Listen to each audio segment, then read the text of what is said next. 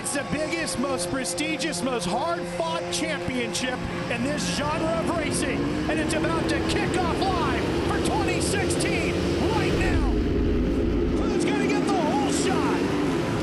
Stewart on the inside. Do they credit him with James Stewart's dream from when he was a little boy is complete. Accomplish these things has been a dream of my life. Stewart? He's not done. The Yoshimura Suzuki rider tries to come back. One of the most skilled riders in the history of Supercross. Anderson back around Stewart, and Dungey goes right into Stewart! Oh, and down is James Hard!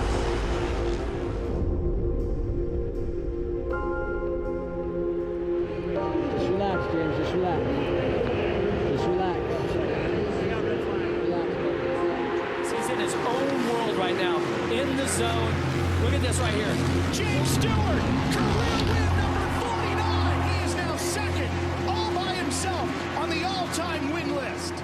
I got money, I got fame, I mean, I got everything I wanted. And ultimately, what I really want is to win another race. That's all I care You're about. looking at a rookie versus a two-time champion with 45 wins under his Stewart tosses it, works! And just like that, the two-time champ is on the ground and rocks it, squirts away. I am James Stewart. I'm not just a one-hit wonder. Oh, problems for James Stewart. Something is not right with the Yoshimura Suzuki. Definitely the journey's not over for me. I think the journey is about to start beginning again.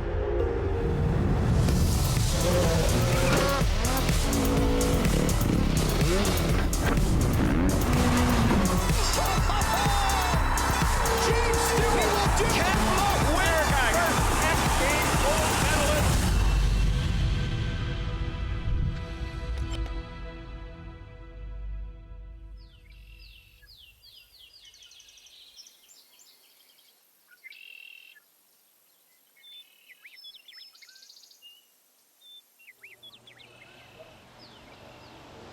I kind of grew up as a loner. You know, I'd go to school, come home, you know, do my homework and watch motorcycle tapes.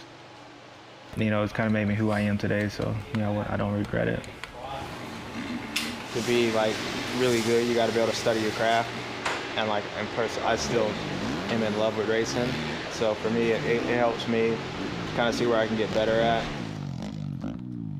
And it's nice to have my mom filming. So every day after each ride, we'll review it, and then normally I'll take it home and dissect it.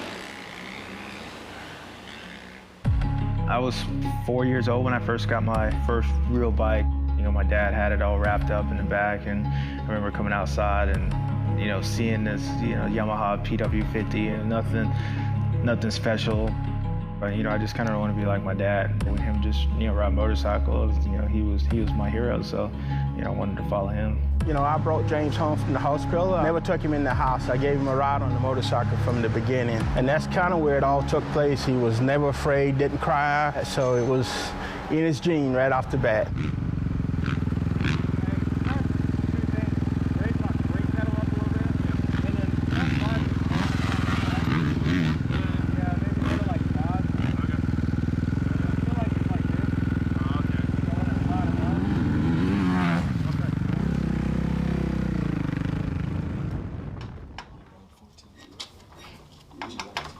It's only supposed to be like 2 degrees this weekend. I got that, Rob. So just fucking work with it, okay? And front wheels. That's it, huh?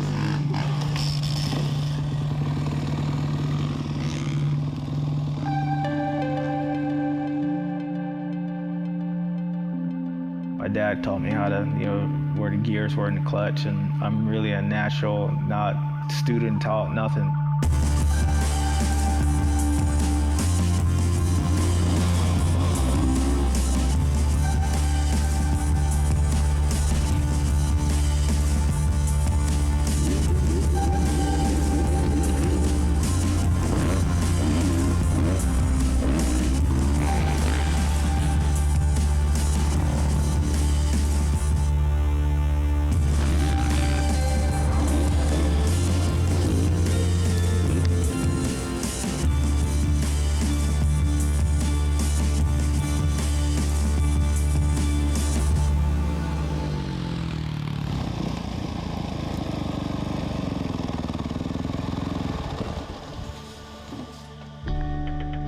I grew up in kind of the ghetto, so riding motorcycles really wasn't that cool back then, so I really never had a lot of friends.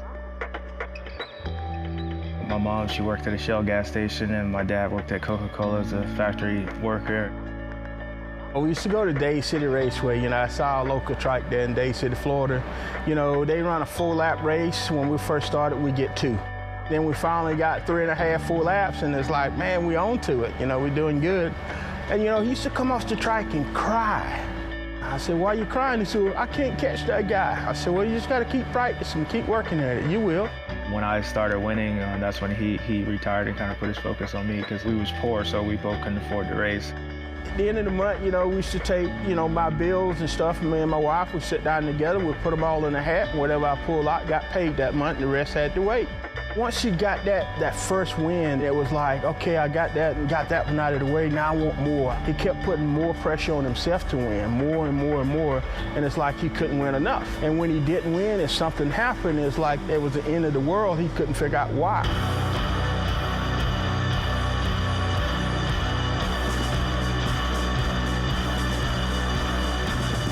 He's not even really hitting full stride yet. When he's 18 and 19 and 20, this kid's going to be ridiculous fast. Your winner in the 125 main, James Bubba Stewart Jr. James Stewart wins in a home run. Record flag for James Stewart. Back-to-back wins for the Kawasaki rider. James Stewart's dream from when he was a little boy is complete. He is the champion, and nobody can take that away from him. It was like a release off of us, and I feel, okay, we made it. Now to make it to the top, you got to continue. There was like 3 or 4 years there that I just won so many races that I never enjoyed it. My whole life was based on what happened on Saturdays, and at that time I was in it. I didn't really see much else. That undefeated season was probably one of the most unhappy seasons I ever had, racing. But on the outside looking in, I was smoking everybody. I was winning every race. History has been made here at Steel City. A perfect 24 motos and 24 wins. 2009, when I won that Supercross title, that was a very stressful year because I just remember having to work my ass off. The first race I DNF'd. They got together, they're both down, and Stewart is down hard. He's dazed, he's having trouble getting up. Here comes Grant. I won the next 7 races just to get a 3-point lead. He's going for his 7th in a row, going for his 2nd championship. Can you think of an athlete in any other sport who's racking up the numbers like this man? His 32nd AMA career Supercross victory. James Stewart takes sole possession. James Stewart, he will do it. He will win his 2nd Monster Energy AMA Supercross and FIM World Championship. That's the one thing that's hard about being, a top athlete who's winning a lot and being dominant, that, you prepare yourself to always win.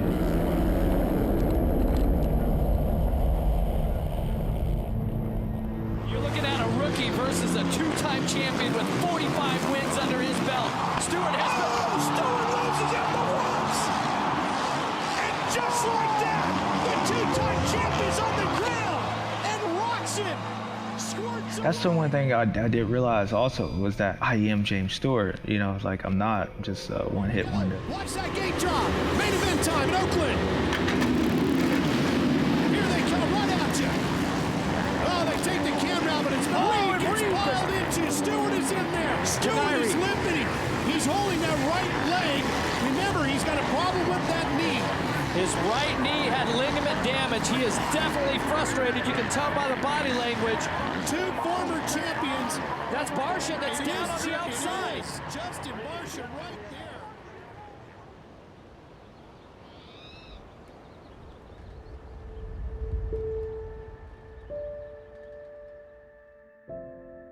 The news broke, James Stewart suspended by the FIM.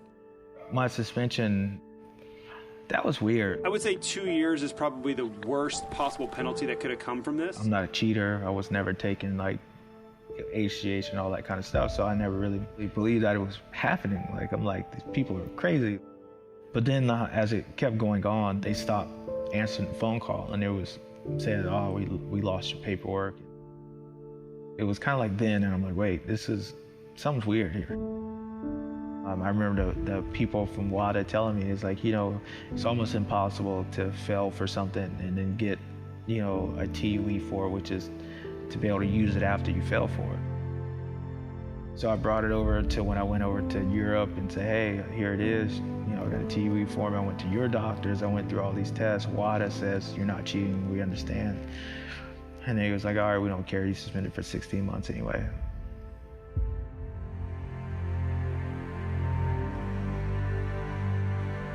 The biggest thing I come back to, I don't think that the punishment was befitting of the crime.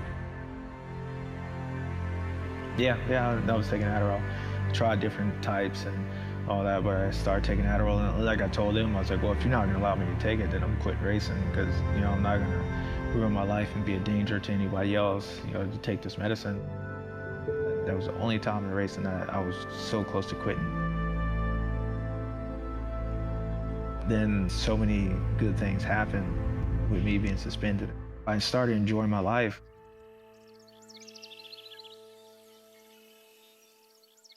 I figure if I go this way, I have more room to pull it. Made a fool out of me.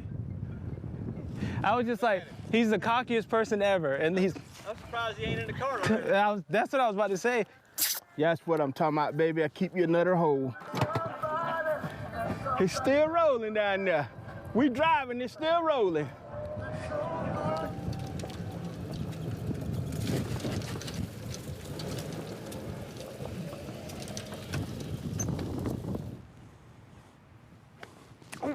Oh, look out!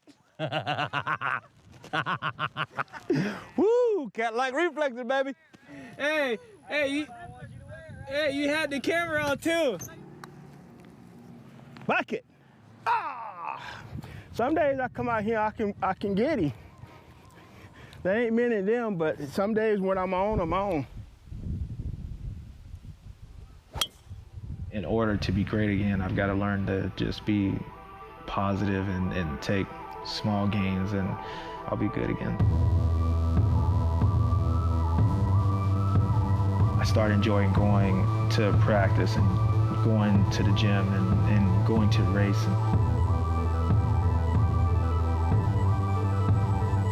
I think I enjoy the process of getting back to the top and winning more than I do winning.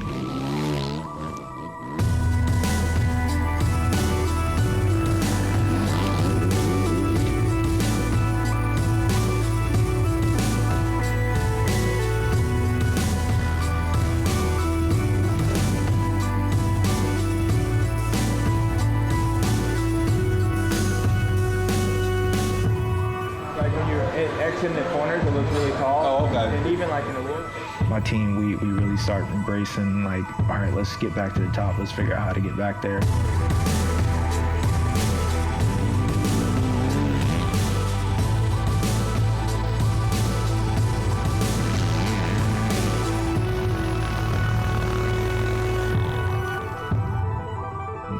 Look around what all I have, I still feel the same way as the first ever race. I still care just as much, and I enjoy it, and I still love doing it.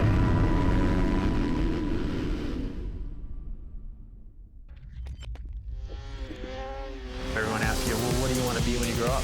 Well, I want to be a snowmobiler, and they laugh. That isn't even a job, kid. The only person out there to push me is me. I'm just a dude who likes riding. I just do it a little different. I am in this industry because I love it, and I'm a rider because I love it.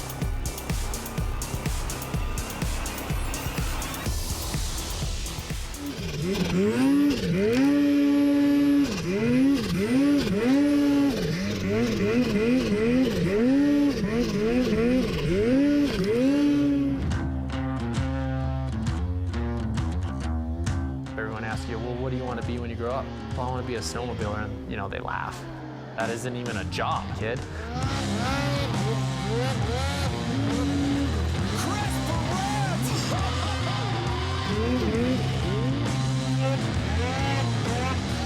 I'm just a dude who likes riding. I just do it a little different.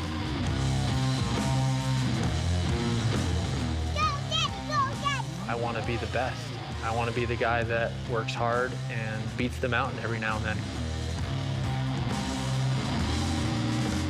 I am in this industry because I love it, and I'm a rider because I love it.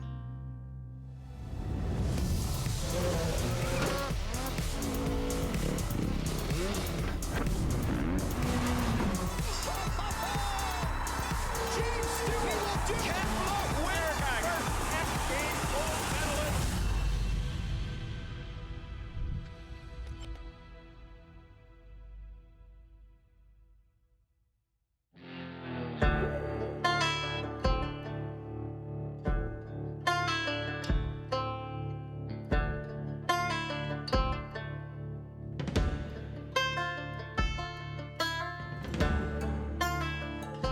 I've been so fortunate to travel all over the world to ride my snowmobile.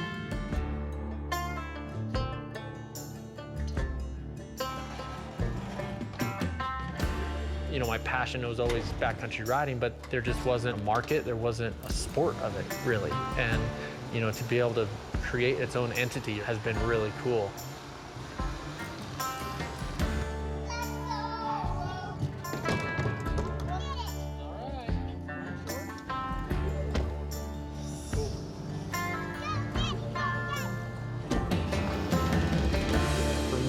There are no backcountry contests. There are no, are you the best, or you got a gold medal in side hilling.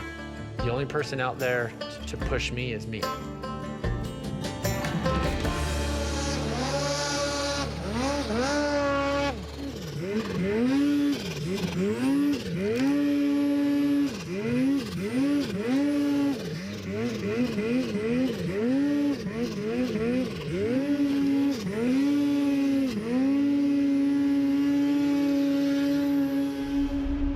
I think that's the coolest part about exposing people to my world of tree riding is that feeling of exploration that I feel out in the mountains and that competition of you versus the mountain.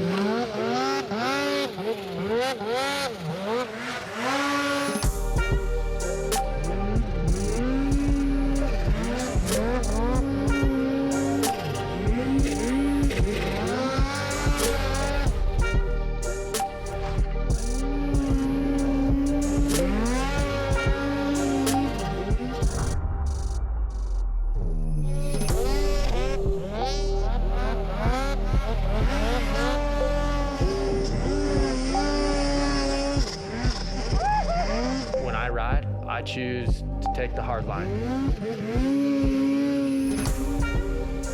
It forces me to get out of my comfort zone and become a better rider.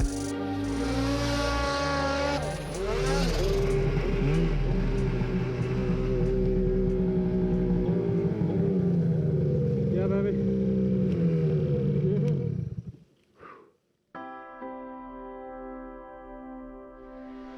Well, it's funny how my passion for snowmobiling began. As a kid, I grew up down in Denver. I was a city kid.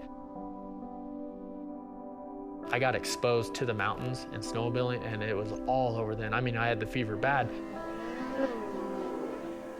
No-hander. Golly. How about that? Way to go, Chris. Gary, wait till you see that on film. That's going to be awesome. My grandparents had a cabin up in northern Colorado, and then just getting exposed to snowmobiles at the age of 6. I was actually scared to ride them. Right when I hit it, I let off the throttle like that. I liked riding with my dad, but I didn't want to ride it by myself. I wanted to keep on it. I had to be like probably 9 or 10 or something. And I was riding with Dad. He was letting me do the throttle. I was sitting in front of him and he was behind me, and Dad knew I was ready. It was so cool. We got to an intersection in the road, and my dad purposely rolled off of the snowmobile, and without me knowing, I just kept driving. And I look back and I say, Dad, which way should we go? Oh. And I had the biggest smile on my face, and I knew it from then on. It was, you know, this is my time to go ride and be a part of this sport. Oh, I got that too. I was so addicted to it. That's all I thought about. You had your school binders back then, and I had my snowmobile magazine in there. And I mean, I really, truly was borderline, like, kind of scary addicted to them. And it's what I live for. It was so neat that my parents, you know, we didn't have a lot of money, and they were still able to do whatever they could to help feed that passion. Well, they didn't ditch it that time. When I was 15, you know, 15, you're thinking, man, I can't wait to get my first car. I'm gonna work at 2 jobs and get my first car. They co-signed on my first loan for a snowmobile at 15, not a car. You know, I think the sport of freestyle snowmobiling, I mean, I really got to give it up to the crew at Slednex. I mean, growing up being so hardcore about snowmobiling, I looked up to that whole crew. I wanted to be that guy.